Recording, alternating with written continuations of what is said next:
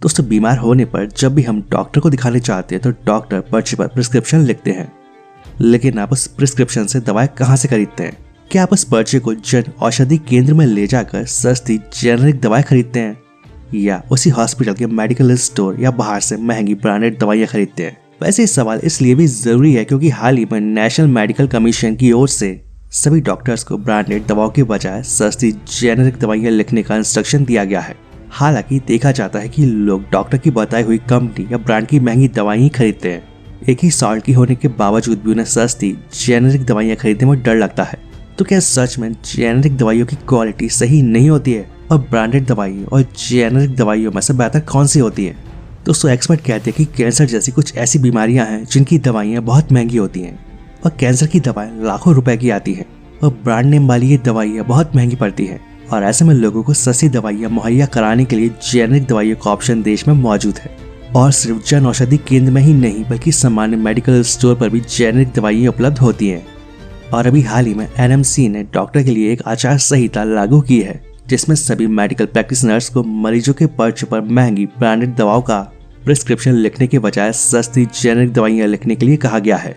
और ऐसा ना करने पर डॉक्टर्स के खिलाफ कार्यवाही की बात कही गई है, और लिहाजा उसी दिन से सस्ती जेनेरिक दवाएं और महंगी ब्रांडेड दवाइयों की क्वालिटी को लेकर बहस शुरू हो गई है। लेकिन यहाँ सबसे पहले हमारे लिए ये जानना जरूरी है कि जेनेरिक और महंगी ब्रांडेड दवाइयों में फर्क क्या होता है। दोस्तों, एक्सपर्ट कहते हैं कि जब कोई दवाई बनाई जाती है तो उसके लिए कम से कम 5-10 साल तक रिसर्च होती है, और उसके असर, साइड इफेक्ट और सफल ट्रायल के बाद ही वो दवा मरीज तक पहुंचती है। और ये काम कोई एक फार्मा कंपनी करती है, और इसके लिए वो अपने विशेषज्ञ, मशीनरी और पैसा लगाती है, और फिर दवा का पेटेंट कराती है। और फिर जब वो दवा बन जाती है तो वो कंपनी उसे ब्रांड के नाम से बेचती है, और ये पेटेंट वाली दवाई ही ब्रांडेड दवाइयाँ कहलाती हैं। और इसी वजह से ये दवाइयाँ महंगी होती हैं। यानी कि सबसे पहले इन दवाइयों पर रिसर्च की जाती है, ट्रायल किए जाते हैं, और जिसमें कई सारे विशेषज्ञ, मशीनरी और ढेर सारा पैसा लगता है, और इसी वजह से ये ब्रांडेड दवाइयाँ महंगी होती है। लेकिन कुछ सालों के बाद जब उस कंपनी की दवाई का पेटेंट का समय खत्म हो जाता है तो वो दवा पेटेंट फ्री हो जाती है, और इसके बाद उस दवा के सॉल्ट या सॉल्यूशन को आधार बनाकर कोई भी लाइसेंस शुदा फार्मा कंपनी इस दवा को बनाने लगती है। यानी पेटेंट खत्म हो जाने के बाद कोई भी फार्मा कंपनी जिसके पास लाइसेंस हो वो इस दवा को बना सकती है, और उस दवा को सस्ते दाम पर बाजार में उतारती है। और इन दवाइयों को ही हम जेनेरिक दवाइयाँ कहते हैं। और इसका कोई ब्रांड नहीं होता है, सिर्फ सॉल्ट एक जैसा होता है, और किसी एक दवाई को कई फर्म बना सकती हैं, और ये सभी जेनेरिक दवाइयाँ कहलाती है। इसी वजह से ये सस्ती होती है, क्योंकि उन्हें इस दवाई को बनाने में कोई रिसर्च वगैरह नहीं करनी पड़ी है। बट अब सवाल ये आता है कि जेनेरिक और ब्रांडेड दवाइयों में से मरीज के लिए कौन सी बेस्ट है?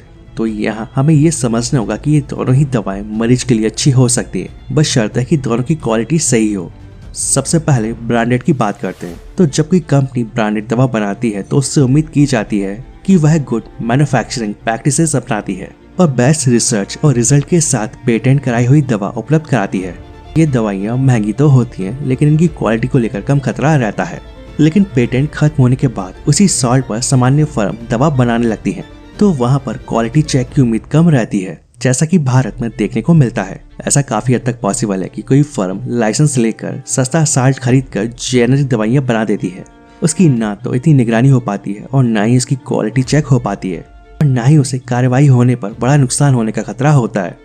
और ऐसी जेनेरिक दवाइयों को ज्यादा कमीशन के चक्कर में मेडिकल स्टोर वाले बेचने लगते हैं। और ऐसे में 100% तो नहीं, लेकिन कुछ हद तक जेनेरिक दवाएं लो क्वालिटी या कम असरदार हो सकती हैं। सस्ती मिलने वाली जेनेरिक दवाइयां बेहतर तो हो सकती हैं, बस शर्त है सरकार की नियमित रूप से क्वालिटी चेक करे, और इसके लिए बनाए गए नियमों का सख्ती से पालन कराएं, और इन्हें बनाने में इस्तेमाल किए जा रहे सॉल्ट, दवा और फार्मूला की पर्याप्त मात्रा की समय समय पर जांच कराती रहे, जिससे कि कम कीमत पर सही और कारगर दवाएं मरीजों तक पहुंच सके। वैसे इसका एक ऑप्शन ये भी हो सकता है कि सरकार ब्रांडेड दवाओं को सस्ता करने पर काम करे। अमेरिका जैसे देशों में जेनेरिक दवाइयाँ मिलती हैं, लेकिन वो इतनी सस्ती नहीं है जितनी कि भारत में है, लेकिन उनकी क्वालिटी काफ़ी बेहतर है। और ऐसे में जब तक ऐसा नहीं होता है, महंगी और ब्रांडेड दवाओं का इस्तेमाल करना डॉक्टर और मरीज दोनों की ही मजबूरी बनी रहेगी।